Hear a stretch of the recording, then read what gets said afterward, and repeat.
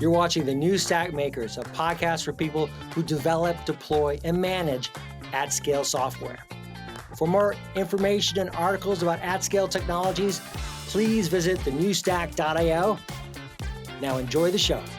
Hello, and welcome to another on-the-road episode of The New Stack Makers. I'm your host, Heather Joslin, Editor-in-Chief of The New Stack.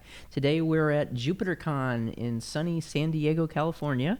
And we're joined today by Sylvain Corlay, who is founder and CEO of Quantstack. Hello, Sylvain. Hello, thanks for having me here. You're welcome, and thank you for joining us. Today we're going to talk about Quantstack, but we're also going to talk about Jupyter, the Jupyter project, and the Jupyter notebook ecosystem, and open source, and a bunch of other things. And so let's get started talking about Quantstack, what that does, and how you started. Yeah, so Quantstack is almost an accidental startup. I founded the company in 2016, so it's almost 10 years ago. We're going to celebrate the 10 years anniversary. Congratulations. In next year. And it really started as a one-person company meant to support my own work as a core developer of Jupyter. Mm-hmm. And very quickly, so at the time, Jupyter had just sort of exploded in adoption, and a lot of the core maintainers were either in academia or working for large corporations. Mm-hmm. And there was a big demand for people who could provide consulting services and commercial support around that ecosystem. So very quickly, I had more business than I could handle. Mm-hmm. So we hired people. And today, so Quantstack is a team of about 30 people. Mm-hmm. The half of the team is in France. We're incorporated in France, but the other half is scattered in other countries of Europe mostly. So mm-hmm. Germany for a good part, Austria, Spain, and the UK. Mm-hmm. And it's not just about Jupyter anymore. Now we're also very involved in other ecosystems, such as the Conda-Forge project, which is a software distribution for science mostly, mm-hmm. and also the Apache Arrow project that you may have heard of. We've written about that in the New Stack as well. That's right. Yep. So today the business has been mostly service based, mm-hmm. and we haven't been doing products so much, but that may change soon. Oh, well, yeah. we may have some news there then. We'll get back to that. So you've you started the company. You'd been at Bloomberg, right? From my understanding, right. Yeah. Working as what they call a quant, right? The an analyst. Yeah, a quantitative analyst. That's right. Yeah, right. At Bloomberg, I was working in a team that was responsible for auditing and creating new financial models, mm-hmm. and was also more broadly there to basically deal with anything that could require math within the company, including some Bloomberg Sports subjects and other subjects related to internal business. And as in this job, I had to build prototypes, mostly not production code, in large quantities. And very quickly, the Python scientific stack became my go-to set of tools.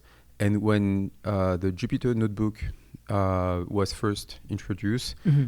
I basically got really excited about it and convinced my management that we should really invest in it, mm-hmm. And worked on convincing them. And that was also the start of Bloomberg's involvement in the Jupyter project. And mm-hmm. As you may know, Bloomberg has been a major funder of the project. They basically incubated JupyterLab and donated it to the community. Now, JupyterLab is this multi-stakeholder, large project that's adopted by millions in the world. But it's often forgotten that there was a big investment by Bloomberg in open source back in 2014 up to today. Wow. Yeah, and so for family reasons, I had to relocate to France. And the easiest way for me to continue doing that work as an open source developer, after having been a quant and then a Jupyter contributor at Bloomberg, I started this one-person company, and here we are. It's terrific. Yeah. And you've also had a long and deep relationship with the Jupyter project itself. Yes. So can you you serve on, right now, my understanding is you serve on the Software Steering Council. As an insider to that project, what do you think are the most interesting things happening right now? So one thing that has been talked about at the conference, but wasn't like the main focus, which I am really excited about, is a project called JupyterLite. And TLDR JupyterLite is a distribution of Jupyter that runs entirely in the web browser, including what we call the language kernels, which is the part of the Jupyter stack that executes the user code. And to execute Python in the browser, or GNU Octave or R in the browser, we need to have WebAssembly builds of these interpreters. So, and why am I very excited about this? Basically, it's because this brings a level of scalability that Jupyter had never had before. And there are some really nice examples out there of JupyterLite deployments serving millions already. Yeah. What are some of the best use cases for JupyterLite? So obviously you only have so much compute power within a browser tab, right? And so you're not going to train like a machine learning model or whatever in your browser. But there are many use cases. First, for presenting results, doing on the edge computation, but also for documenting open source projects or for educational purposes. There are many use cases where this is perfect. One key example of a Jupyter-based deployment that runs entirely in the browser actually is in France. So in the French high school system, there is a deployment of Jupyter called Capytale, with a Y instead of the I. And it started during the pandemics and in the district, the Paris school district, and with the high demand, due to all of the interruptions that we had during the pandemics, it was extended to the entire territory of France. And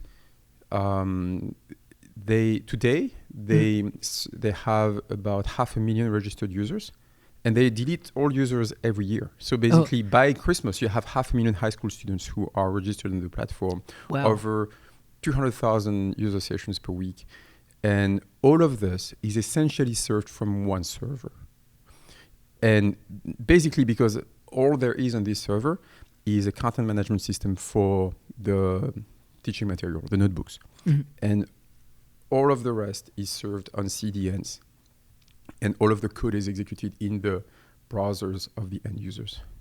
So for a high school student who is learning high school math and learning how to do for loops or computing greatest common denominator, most of the time, this doesn't require a lot of compute. So you can do simple math, simple Python programming in the browser very realistically. And for this, you don't need to spawn a Docker image in the cloud at scale for millions of users and require an elastic deployment of Jupyter Hub. Basically, that's a very compelling use case to me. Yeah. What are some of the biggest challenges you see as the ecosystem around Jupyter grows? So at Quantstack, we've been serving paying clients and improving Jupyter in the direction that they have needs, right? But the paying clients are only a portion of the global user community. And I think that the most numerous user base is students, right? And if you look at this Capytale deployment, for example, where you have 500,000 high school students in France using Jupyter to learn Python, you realize that questions like accessibility become really key, right? I read a statistics that about 3% of the total school population in France has some kind of disability that requires web accessibility adaptations. And today, Jupyter is not, up to the, best accessibility standards. And we need to improve this. This is not a trivial task. There are lots of major refactors of the code that need to be done. And it's not the typical, work that our clients in the corporate world is going to fund. So we've been applying for grants and with foundations and governments for this. And actually, we were just awarded a grant from the Linux Foundation to improve keyboard accessibility in JupyterLab, but it's only really trying to address one aspect of it. Like really making Jupyter fully accessible would require a lot more work and money and resources. Well, that brings us. I'd like to talk a little more about those challenges with, with scaling. I mean, like, so it's to make it more accessible. We talked before this about you want Jupyter to be accessible to millions of people. So are there other challenges involved that people are working on in terms of stability or in terms of making it more collaborative or? Yeah. So I just wanted to continue on the thread of, actually 500,000 users in France is not the most we can make. Oh, okay. Yeah, absolutely. And absolutely. Because, after all, there are only so many high school students in the country who take Python. Yeah. And that's why we don't scale more. And France is an old country, so we don't have so many high school students compared to the global population. It's also not a very big country. But if you look at countries with a larger population and a younger population, like Nigeria, for example, right. Nigeria, I think, has a population of 210 million. And the forecast is that it's going to grow by a lot in the next 20 years, in the ballpark of 100 to 200 million more people. All of these kids are going to go to school, and presumably we're in the 21st century, they're going to have to learn how to code. At this scale, it's not a reasonable expectations that each user session is going to run in a Docker image in the cloud somewhere. First of all, Nigeria probably doesn't have the infrastructure for that scale. So they would have to rent that on a US cloud provider or a Chinese cloud provider, and they can't host it in a sovereign fashion. While with something like JupyterLite, well, it's very simple actually. It's basically a static page. All you need is a CDN. It's rather low tech, right? Yeah. And I really think that we are onto something that could be used to teach programming to 1 billion people. But then we need to have much higher standards in terms of all of the other things like accessibility. Real-time collaboration has been a key focus on Jupyter in the past few years. And it's really hard to make it work in a peer-to-peer fashion with purely in-browser, compute. Right. So that's a challenge. And then the big challenge is package management and providing more software tools and more software packages to the browser. Yeah. And that's something that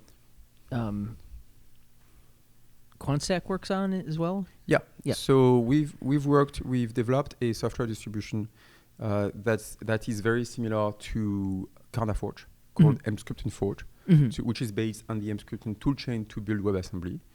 And Emscripten-Forge comprises a few hundred packages, including Python and the main tools of the Python scientific stack, but also R and also C++, a C++ interpreter, and console applications. But, it's always a challenge and a race to rebuild for the newer versions of Emscripten or provide more packages. And that's going to be a sort of human scalability issue here. Like we need to make this a community effort for a broader set of tools to be available for this platform for the millions.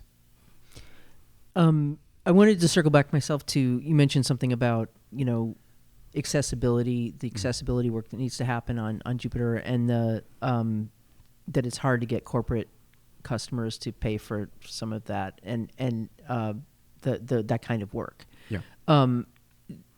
Open source is perennially, it's people, oftentimes maintainers work on projects, oftentimes in their spare time, and then companies that benefit from open source software don't always support it to the level that they benefit from it, as we all know.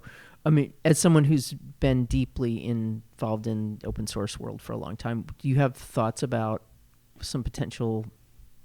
So how do we bridge that gap? How do we get the open source work that needs to be done supported in the way it? So I think Jupyter has been fortunate in that regard compared to other open source projects. Really, there are large corporations like Bloomberg and AWS and hedge funds who have really played the open source game well. obviously they are going to adjust their own priorities, but they are doing it by engaging with the open source community in a positive fashion. Mm-hmm. And we see them here. They are at the conference and presenting their work and their contributions. So we've been in a lucky place in this regard. And actually, even in conversations with these people, if they fund work, we will often bring up accessibility and they will pay attention. But it's not like one of them is going to tell them, here's $1 million to make Jupyter fully accessible. But, in an A versus B choice, this is something they can hear. Yeah. So we don't have a secret formula for funding open source. So I think we've been fortunate so far to grow a team of up to 30 people at Quantstack without, raising VC money and trying to capture or grab the entire community under one project or one. So like doing this in a more organic fashion. So we are just trying to do that in a very pedestrian way and, not claim that we have found a solution. And do you have any news to share? You sort of hinted you might at the beginning from Quantstack. Yeah, so I can't share like a news, but I should say people should follow Quantstack and stay tuned for what's coming. We, as I said earlier, at Quantstack, we are very active in developing JupyterLite, which was started by Jeremy Toulouse, which is a member of our team back in 2021, and then a fully fledged software distribution for the browser.